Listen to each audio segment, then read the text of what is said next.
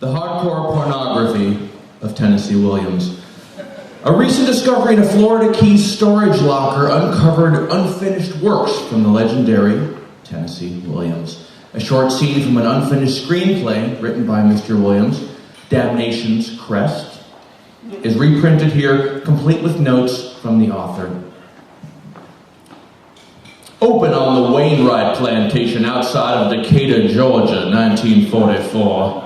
The living room of the big house. It is a scalding mid-June evening, simply sweltering. Loretta Wainwright shines from the divan, wearing a kimono and nursing a cool mint julep. She is a handsome, shapely woman, late 40s, hardened by the departure of her husband and the imminent failure of her crops. The doorbell rings. Loretta strides the room to address it. Young Lawrence Fitzgerald, 21, stands in the doorway. He is a shy, muscular man with a brooding, Salmenio-esque good looks. His breath quickens at the sight of her. Why, little Lawrence Fitzgerald, as I live and breathe. A pleasure to see you, Mrs. Wainwright. And me in my drinking kimono. I did not expect you. My Stephen doesn't return from the army for another... I didn't come to see your son, Mrs. Wainwright. I came to see you. Why, whatever for? Please don't play the ingenue, ma'am. It ill becomes. I'm certain I don't understand. Mother says you haven't been to a DAR meeting in months, and you've stopped chaperoning the cotillion. How could I, Lawrence? As a girl, I led the cotillion 3 years running. And now look at me. You're every bit the vision today. Oh, dear. I refuse to humor such mendacity. May I offer you a drink, Lawrence? Tina's made a pitcher of juleps, and I've only half finished it. Mrs. Wainwright, I'm worried about you. It's been 2 years. Please, Lawrence, I beg you not to... 2 entire years since Mr. Wainwright left the plantation. I have stood by as this land wilted and curled like a plucked carnation. I won't see that happen to you. I intend to freshen your carnation as if it were nourished by the sweetest morning dew. Oh, my. Lawrence, are you calling on me? Yes, ma'am, I am. I am calling on you. I have wanted to call on you since I was a boy. Lawrence, I don't know what to say. Please leave at once. Mrs. Wainwright turns to the julep tray, seeking solace in a syrupy glass of deflection. Lawrence rushes to her, kissing the back of her neck. His calloused hands clutch her broad hips before moving upward to cup her heavy breasts, as if they were life preservers and he were drowning in a sea of pheromone.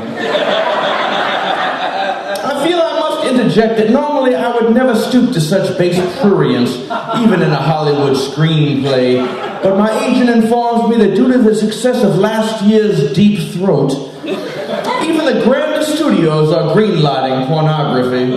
But let us return to Lawrence's rough fingertips as they separate the silky panes of Mrs. Wainwright's kimono, exposing those pendulous mammaries and a surprisingly flat stomach for a woman of her mileage. His trembling digits then edge into her bloomers. She moans at the intrusion. Oh, you're surprisingly skilled for so young a man. I've yet to expose the breadth of my skills. I'm less interested in the breadth, Lawrence, than the girth. Yes, I am aware of the juvenile vulgarity I am scrawling. I blame my agents. And Hurricane Bethany, the latter of which left my Key West estate in considerable disrepair. And so I take to the underwood to cobble 70 pages of lucrative smut. I suspect I shall be finished by lunchtime. I am, however, cursed with a minor handicap in that I lack experience in matters virginal. Not to put too fine a point on it, but I am gayer than Truman Capote's perfume table. Thus, I will allow this film's doubtlessly gifted director and on-set talent to choreograph the mechanical rutting that is to occur and the victorious effluvium that shall conclude it. My, Lawrence. I can barely catch my breath. You have worked me like a Turk. You're no wilting spinster either, Mrs. Wainwright. Please, I can't bear to hear my surname from your precious lips. Whatever shall I call you then? What about a harlot? And to Patsy Devereaux, a virginal blossom of plantation womanhood in a pastel tea dress. She is a flawless Southern belle, the type Loretta once was before life shattered her every aspiration. Lawrence Fitzgerald, I suspected your sniffing after this wizened piece of trash, but to find you together in post-coital embrace, I dare you to explain yourself. Patsy, in the name of all that's Christian, I shall not receive a lesson in Christianity from an adulterer and a fallen woman. Why, the very mendacity of it makes me feel strangely flushed. Predictably, the trio embarks on an acrobatic program of molestation, during which some sort of music should play. I recommend it be the type with the wookity-wookity guitar sound and flute solos that underscore so much of the onanistic fodder sloshing through adult theaters today. In case the director requires some copulatory interjections, might I suggest... Oh my goodness! Heavens! That feels marvelous. as well as... Ravage my nethers!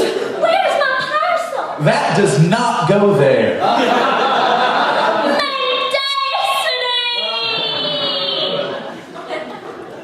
Let us assume that the groping and thrusting have concluded for now.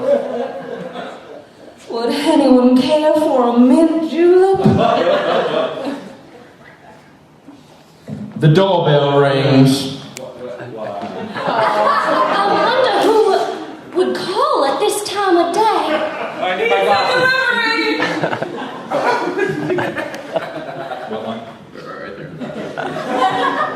Pizza man. How curious. I certainly do not recall ordering a pizza. My agent informs me that successful pornography must include a pizza delivery scene involving a moment of confusion followed by a surprising moment of exposure. Then several encased meat entendres and a predictable but energetic return to sweaty coupling. Directly afterwards, the delivery man forgives the young lady's debt as regards the aforementioned pizza, none of which explains the presence of pizza delivery in 1944.